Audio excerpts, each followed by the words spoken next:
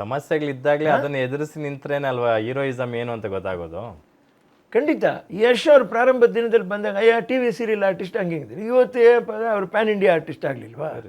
ಹಂಗೇನೆ ಈಗ ಕಾಂತಾರ ಮಾಡಿದ್ರು, ಅದಕ್ಕೂ ಮುಂಚೆ ಅವ್ರು ಕೆಲವು ಸಿನಿಮಾಗಳು ಮಾಡಿದ್ರು, ಅದೇನಷ್ಟು ಅವ್ರಿಗೆ ಕೈ ಕೊಡಲಿಲ್ಲ. ಇದು ಅವ್ರು ನೆತ್ಬಿಟ್ಬಿಡ್ತು ಕಾಂತಾರನ. ಎರಡನೇ ಭಾಗ ಮಾಡಿದಾಗ ಏನೋ ಒಂಥರ ಎಲ್ಲ ಮಾತಾಡಿದ್ರು. ನಾನು ಅಷ್ಟೇ ಹೇಳಿದೆ, ನಾನು ಕನ್ನಡ ಪಿಕ್ಚರ್ನ ಕಷ್ಟಪಟ್ಟು ಮಾಡಿದ್ದಾರೆ, ಚೆನ್ನಾಗಿ ಮಾಡಿದ್ದಾರೆ, ಚೆನ್ನಾಗಿದೆ ಅನ್ನುವಂಥದ್ದು ನೋಡ್ರಿ. ದಯವಿಟ್ಟು ಎಲ್ಲರೂ ಸೇರಿಬಿಟ್ಟು ಇವತ್ತು ಅಪ್ಪಾಜಿ ಬೆರಳೆನ್ಸೊಂದು ಒಬ್ಬಿಬ್ರು ಮೂರು ನಾವು ಏನ್ರಿ ಮಾಡೋಕ್ಕಾಗತ್ತೆ ಇಂಡಸ್ಟ್ರಿನ. ಆಮೇಲೆ ಯಾರೂ ಬೇಜಾರು ಮಾಡ್ಕೊಬಾರ್ದು. ಈ ಯೋಗ ಆಮೇಲೆ ಅದೃಷ್ಟ ಅದರಿಷ್ಟ, ಅದು ನಿಮ್ಮ ಪಾಲಾಗ್ಬೋದು, ನನ್ನ ಪಾಲಾಗ್ಬೋದು, ಇನ್ನೊಬ್ರು ಪಾಲಾಗ್ಬೋದು. ನಮ್ಮಿಬ್ಬರು ಪಾಲಾಗ್ದಿರ ಅವ್ರ ಪಾಲಾಗ್ದಿರ ನಮ್ಮಿಬ್ಬರು ಕರ್ತವ್ಯ ಏನು ಅಂತ ನಾನು ಹೇಳ್ತೀನಿ. ಅದನ್ನು ನಾವು ಅವರಿಗೆ ಬೆನ್ನು ತಟ್ಟಿ ಹೊಗಳಿ, ಸರಿನ್ರಾ? ಕಾಲು ಮಾತ್ರ ಎಳಿಬಾರ್ದು, ಸಾಧ್ಯವಾದರೆ ಬೆನ್ನು ತಟ್ಟಬೇಕು. ಅದನ್ನೇ ಹೇಳ್ತಾ ಇದ್ದೀನಿ ನಾನು. ಅದು ಎಳೆಯೋದು ಬಿಡೋದು ಅದು ನನಗೆ ಗೊತ್ತಿಲ್ಲ, ಬಟ್ ಬೆನ್ನು ತಟ್ಟಿ ನಾವು ಮಾತಾಡೋದು ನಮ್ಮ ಕರ್ತವ್ಯ. ನೆಕ್ಸ್ಟ್ ನೀವೇನು ಮಾಡಿ ಹುಡುಕ್ರಿ ಅಂತಂದು ಹೇಳ್ತಾ ಇದ್ದೀನಿ ನಾನು. ಇನ್ಫ್ಯಾಕ್ಟ್ ಈ ಚಿತ್ರರಂಗದಲ್ಲಿ ನೀವು ಆಕ್ಟಿವ್ ಆಗಿಲ್ಲ ಅಂತಂದ್ರೂ ಯಾರ್ದಿಗೆ ಏನಾದರೂ ಕಷ್ಟ ಅಂತಂದಾಗ ಅದಕ್ಕೊಂದು ರಿಯಾಕ್ಟ್ ಮಾಡಿರ್ತೀರಾ ನೀವು. ರಿಷಬ್ ಶೆಟ್ಟಿ ಅವ್ರು ಕಾಂತಾರ ಸಿನಿಮಾ ಬಗ್ಗೆ ಮಾತಾಡಿದ್ರಿ, ಮೊನ್ನೆ ಅನೀಶ್ ಅವ್ರು ಕಣ್ಣೀರು ಹಾಕಿದ್ರು. ಯಾವ ಕಲಾವಿದ್ರು ಕಣ್ಣೀರು ಹಾಕ್ಬಾರ್ದು ಅಂತಕ್ಕಂಥ ಒಂದು ವಿಡಿಯೋ ಮಾಡಿ ಬಿಟ್ರಿ. ಹೌದು, ಅಳ್ಬಾರ್ದು ರೀ. ನಾನು ಹತ್ತಿದ್ದೀನಿ ನಮ್ಮ ಅಮ್ಮನ ಹತ್ರ, ಬಟ್ ಪಬ್ಲಿಕಲ್ಲ, ನಾವು ಪಬ್ಲಿಕಲ್ಲ ಯಾಕೆ ಹತ್ತಾಗಿರೋ ತುಂಬ ನನಗೆ ಒಂಥರ ಲೆಟ್ ಡೌನ್ ಆಗಿಬಿಡ್ತು. ನೀ ಹಂಗಾಗಬಾರ್ದು. ಏನಾಗುತ್ತೆ, ಅದು ನಮ್ಮ ಒಂದು ಸ್ವಾಭಿಮಾನಕ್ಕೆ ಧಕ್ಕೆ ಬಂದ್ಬಿಡುತ್ತೆ. ಅದಾಗಬಾರ್ದು. ಪಾಪ ತಡ್ಕೊಳಕ್ಕಾಗಲಿಲ್ಲ ಅವ್ರಿಗೆ ಎಮೋಷನ್ಸು. ಪಾಪ ಏನು ಮಾಡ್ತೀರ ಯೂತ್ಸು. ನಮ್ಮ ತಾಯಿಯವ್ರು ಬದುಕಿರ್ಬೇಕಾಗಿತ್ತು ರೀ. ಹೇಳ್ಬಿಡ ವಾಗ ಬಡ್ಡಿ ಬಂದು ಒಂದು 10 ಸೈಟ್ ಮಾರೋ ಏನು ಮಾಡ್ತೀಯ ಮಾಡು, ಅವನ್ನೆಲ್ಲ ಹಾಕೊಂಡು ಮಾಡು, ನಾನು ಹೇಳ್ತೀನಿ ಕತೆ ಅಂತ ಹೇಳೋರು ಅಂತ ನಮ್ಮಮ್ಮ ಅವರು. ಪಾಪ ಅದಕ್ಕೆ ಈಗ ಎಲ್ಲೂ ಅನ್ಸಿಲ್ವಾ ಸರ್ ನಾನೊಂದು ಸಿನಿಮಾ ಪ್ರೊಡ್ಯೂಸ್ ಮಾಡಬೇಕು ಅಂತ? ಇತ್ತೀಚೆಗೆ ಈಗಲೂ ಇದೆ ರೀ, ಈಗಲೂ ಇದೆ ಮೈಂಡಲ್ಲಿ. ಬಟ್ ಒಂದು ಟೈಮ್ ಬರುತ್ತೆ ರೀ, ಟೈಮ್ ಬರುತ್ತೆ. ಯಾರ್ದಾದ್ರೂ ಬಂದರೂ ಕೂಡ ನಮ್ಮ ಪ್ರೋತ್ಸಾಹ ಕೊಡೋಕ್ಕೇನ್ರಿ, ಪ್ರೋತ್ಸಾಹ ಕೊಡೋಕ್ಕೇನ್ರಿ. ನಾನು ಬೇಜಾರು ಮಾಡ್ಕೊಂಬಿಡ್ರಿ. ನಾನು ಒಂದು ಉದಾಹರಣೆ ಹೇಳ್ತೀನಿ. ಇಲ್ಲಿನೂ ಉದಾಹರಣೆ ಇದೆ ನಿಮಗೆ, ಪ್ಯಾನ್ ಇಂಡಿಯಾ ಸಿನಿಮಾದು. ಈಗ ನೀವು ಒಂದು ಎಕ್ಸಾಂಪಲ್ ತಗೊಳ್ರಿ. ಈಗ ಕೂಲಿ ಮಾಡಿದ್ರು ಲೋಕೇಶ್ ಕನಕರಾಜ್ ಅವರು. ಹೌದು, ಅಲ್ಲಿ ನಾಗಾರ್ಜುನ ಅವ್ರನ್ನ ಕರೀತಾರೆ, ಅಮೀರ್ ಖಾನ್ ಅವ್ರನ್ನ ಕರೀತಾರೆ, ಕರೀತಾರೆ. ಆಮೇಲೆ ನಮ್ಮ ರಚಿತಾರಾಮ್ ಅವ್ರನ್ನೂ ಕರೀತಾರೆ. ಎಲ್ಲರನ್ನೂ ಕರೆದ್ಬಿಟ್ಟು ಅವ್ರವ್ರ ಪಾತ್ರ ನಾನಿನ್ನ ಮರೆಯಲಾರೇನಲ್ಲಿ ಇನ್ನೊತ್ತೀರೇ ನೀವು ಅಣ್ಣವ್ರಿಗೆ ದಬಾಯಿಸ್ತೀರಾ, ಯಾಕೆ ಇದು ಮಾಡಿ? ನಾನು ದಬಾಯಿಸ್ತೀನಿ, ಅದು ಪಿಕ್ಚರಲ್ಲಿ ಪಾತ್ರ ಕಣಪ್ಪ. ಅನ್ನಪೂರ್ಣಮ್ಮನ ಪಾತ್ರ ಅದು. ಜನ ಬೈದ್ರೆ ಹೊಡೆದ್ರೆ ಅನ್ನಪೂರ್ಣಮ್ಮನ ಹೊಡಿತಾರೆ, ಲೀಲಾವತಿ ಗುಡಿಯಲ್ಲ ಅದು. ಅಲ್ಲಿಗೆ ಅವ್ರು ಬೈದ್ರೆ ನಾನು ಪಾತ್ರ ಮಾಡಿದ್ರೆ ಚೆನ್ನಾಗಿದೆ, ಅದು ಸಕ್ಸಸ್ ಅಂತ ಲೆಕ್ಕ ಅಂತ. ಹಾಗೆ ಅಷ್ಟು ಜನರನ್ನು ಕರ್ಕೊಂಡು ಡೈರೆಕ್ಟ್ರು ಒಂದು ಪ್ಯಾನ್ ಇಂಡಿಯಾ ಸಿನಿಮಾ ಮಾಡಿಬಿಟ್ಟು ಸಕ್ಸಸ್ ಮಾಡಬೇಕಾದ್ರೆ ಎಷ್ಟು ಕಷ್ಟ ಇದೆ, ಅದಕ್ಕೆ ಎಷ್ಟು ಜನ ಸುಮ್ಮನೆ ತಗೊಳ್ತಾರೆ.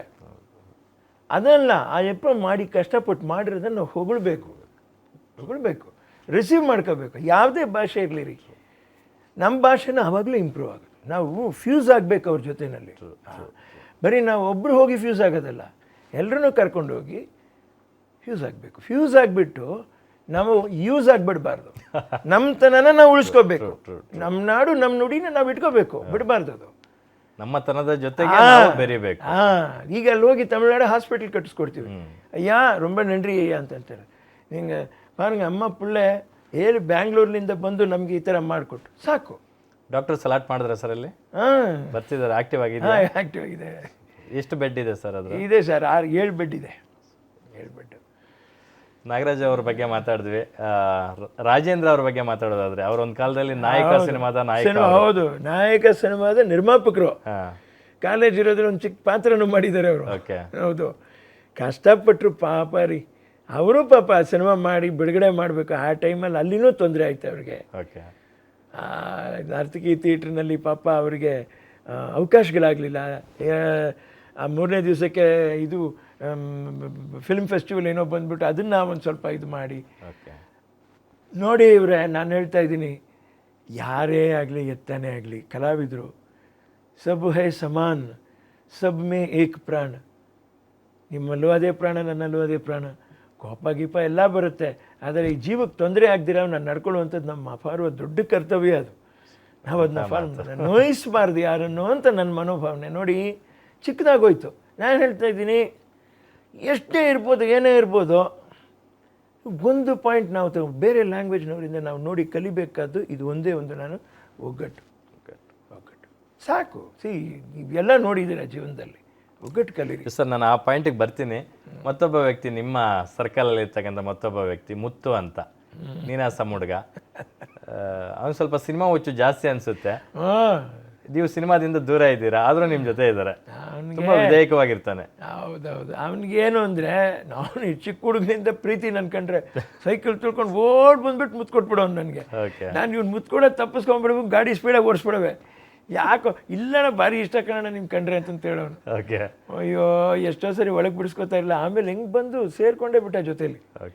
ಸೇರ್ಕೊಂಡು ಪಾಪ ಅವ್ನು ಸ್ವಲ್ಪ ಮುಂಗೋಪ, ಅವನಿಗೆ ಅಲ್ಲ ಇರಬಾರ್ದಪ್ಪ, ತಂದೆ ತಾಯಿ ಜವಾಬ್ದಾರಿ ವಹಿಸ್ಬಿಟ್ಟಿದ್ದಾರೆ.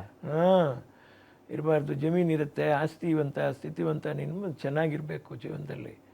ಈಗ ನಾನು ಸಿನಿಮಾ ಮಾಡೋಕ್ಕೆ ಮಾಡ್ತಾ ಇಲ್ಲ ಅಂದರೆ ಕಾರಣ ನಂಗೆ ಜವಾಬ್ದಾರಿ ಇದೆ. ನಿಮಗೂ ಹಾಗೆ ಜವಾಬ್ದಾರಿ ಇರುತ್ತಪ್ಪ. ತುಂಬ ಸಾಫ್ಟಾಗಿರಬೇಕು. ಅಲ್ಲಿ ನೀವು ಒಂದು ಚಾನ್ಸ್ ಕೇಳೋಕ್ಕೆ ಹೋಗಿದ್ದ ಜಾಗದಲ್ಲಿ ಕೂಡ ಹಿಂಗಣ ಹಂಗಣ ಅಂತ, ಅದು ನೀವು ಈ ಶಾರ್ಟ್ಸ್ ನೋಡ್ತಿರಲ್ಲ, ಆ ಥರ ಜೀವನ ಇಟ್ಕೊಂಬೇಡಿ. ಜೀವನನೂ ಶಾರ್ಟ್ ಆಗ್ಬಿಡ.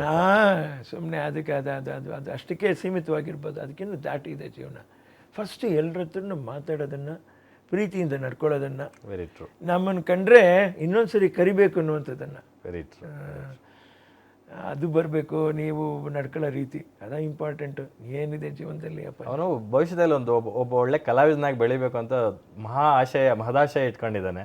ಸೊ ಆ ನಿಟ್ಟಿನಲ್ಲಿ ನಿಮ್ಮ ಹತ್ರ ಏನಾದ್ರು ಇನ್ಪುಟ್ಸ್ ಕೇಳ್ತಾ ಇರ್ತಾನೆ, ಆಕ್ಟಿಂಗ್ ಬಗ್ಗೆ, ಡ್ಯಾನ್ಸ್ ಬಗ್ಗೆ ಎಲ್ಲ ಕೇಳ್ತಾ ಇರ್ತಾನೆ. ಅದನ್ನೇ ಹೇಳೋದು. ಯಾವಾಗಲೂ ನೋಡ್ರಿ, ಈ ನಮ್ಮ ತಾಯಿಯವ್ರು ಹೇಳೋರು, ಸುಮ್ಮನೆ ಡೈಲಾಗ್ ಎತ್ತು ಇದಂಗೆ ಮಾತಾಡೋದಲ್ಲ, ಮಾಡ್ಯುಲೇಷನ್ ಇರಬೇಕಪ್ಪ, ಏರುಪೇರು ಇರಬೇಕು, ಇಲ್ಲಾಂದರೆ ಚೆನ್ನಾಗಿರಲ್ಲ. ಈಗ ದೊಡ್ಡವರು ಮತ್ತು ಅಮ್ಮವರು ನಾನಿನ ಮರೆಯಲ್ಲ ಮಾತಾಡುವಂಥ ಶೈಲಿ. ಯಾರು ನೀನು ಅಂತಾರೆ ಅಮ್ಮ, ಇವರು ಗಂಡಸು ಅಂತಾರೆ. ಸೊ ನೀವು ಟುಡೇ ವಾಟ್ ಇಸ್ ಎ ಗಂಡಸು ಅಂದ್ಬಿಡ್ತೀರಾ, ಅದಕ್ಕೇನು ವರ್ತ್ ಇದೆ? ಅದಕ್ಕೊಂದು ಪೋಸ್ಟ್ ತಗೊಂಡು ಹಂಗೆ ನೋಡಿದ್ರೇ ಅದು ಲುಕ್ಕು. ಆ ಯಜಮಾನ್ರ ಹತ್ರ ತಿಳ್ಕೊಬೇಕಾದ್ದು ಸೇಮ್ ಟು ಸೇಮ್. ಈಗ ಆಕ್ಷನ್, ಈಗ ಟೈಗರ್ ಪ್ರಭಾಕರ್ ಹತ್ರ ಹಾವಭಾವದ ಜೊತೆ ಆಂಗಿಕ ಭಾಷೆ ಬೇಕು. ನಾನು ಹೇಳ್ತಾ ಇದ್ದೀನಿ, ನಮ್ಮ ಹಿರೀಕರು ನಮಗೆ ಬಿಟ್ಟು ಹೋಗಿರೋದು, ಅದನ್ನು ನಾವೆಂದೂ ಮರಿಬಾರ್ದು. ಅದನ್ನ ಮರಿಲೇಬಾರ್ದು. ಗ್ಯಾರಂಟಿ ನ್ಯೂಸ್, ಸುದ್ದಿ ಖಚಿತ, ನ್ಯಾಯ ನಿಶ್ಚಿತ.